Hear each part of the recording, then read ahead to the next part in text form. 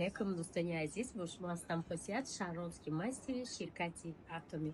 Дӯстони азизи ман, инак дар арафаи соли нав иқдоми беҳтарин аз ҷониби ширкати Атоми рафта истодааст. Кадоме ки ҳамин давру замон да ҳамроҳ мешавад ба командаҳои мо, як линияшона, спонсорский линияшона мо спонсорҳо пеш мебарем. Яъне чӣ гуна? Дар ширкати Атоми, дӯстони азиз, ҳамагӣ 2 нафар регистратсия кардан дар кор ва 1 нафар дасти рост, 1 нафар дигар дасти чап. Дасти ростра линияша мо мебарем, спонсорҳое ки кор мекунанд, дасти чапша боша шумо. Дар ин маврид шумо метавонед дар муддати кӯтоҳ командаи бақувват созед. Дар компанияи Атоми чӣ маҳсулотҳо ҳастанд?